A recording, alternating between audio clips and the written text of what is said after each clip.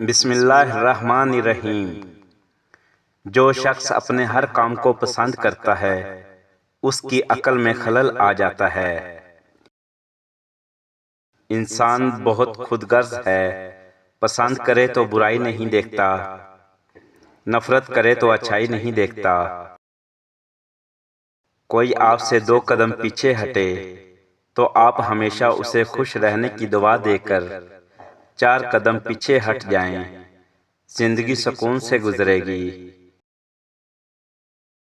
زندگی میں مشکل ترین وقت آپ کے ظرف کا امتحان ہے، جب لوگ اپنی اوقات دکھاتے ہیں۔ رشتے ایک دوسرے کا خیال رکھنے کے لیے ہوتے ہیں، ایک دوسرے کا استعمال کرنے کے لیے نہیں۔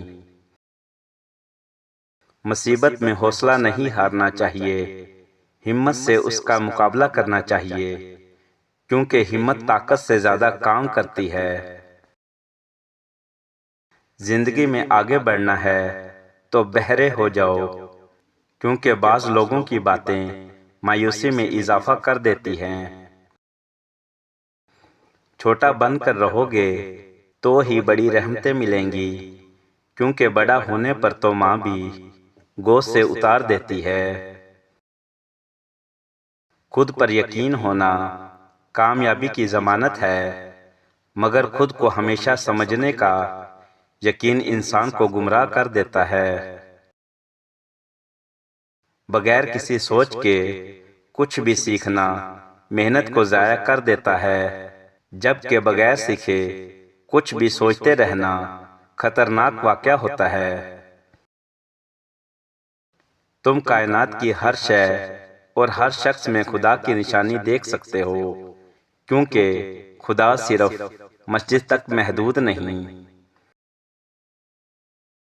لمبی امیدوں سے دور رہا کرو، کیونکہ وہ تمہارے پاس موجود نعمتوں کو حقیر بنا دیتی ہیں۔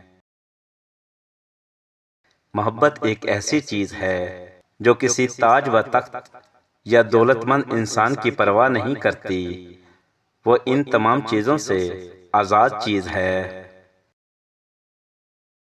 عورت کی 2 چیزوں کی کشش مرد کی نیندیں اڑا دیتی ہے۔ نمبر 1 اس کا حسن، نمبر 2 اس کی حیا۔ کبھی کبھی اچھے لوگ برا انتخاب کرتے ہیں، اس کا مطلب یہ نہیں کہ وہ برے ہیں، اس کا مطلب ہے کہ وہ انسان ہیں۔ رزق کی تنگی آ جائے اور کوئی راستہ نہ نکلے تو یہ 3 کام فوراً کریں۔ نمبر 1 سچے دل سے توبہ کریں۔ نمبر 2 صبر اور شکر کو اپنا معمول بنا لیں۔ نمبر 3 شکوے شکایت کرنا بند کر دیں کہ میرے پاس تو کچھ بھی نہیں۔ ان 3 کاموں کے بعد آپ پر رزق کے دروازے کھول دیے جائیں گے۔ انسان جب کسی شخص کے لیے دل سے مخلص ہو، وہ اس کو دکھ دیتا ہے۔ لوگ اچھی سیرت کی بجائے اچھی صورت کو ترجیح دیتے ہیں۔ کبھی کبھی اچھے لوگ برا انتخاب کرتے ہیں، اس کا مطلب یہ نہیں کہ وہ برے ہیں، اس کا مطلب ہے کہ وہ انسان ہیں۔ عورت کی 2 چیزوں کی کشش مرد کی نیندیں اڑا دیتی ہے۔ نمبر 1 اس کا حسن، نمبر 2 اس کی حیا۔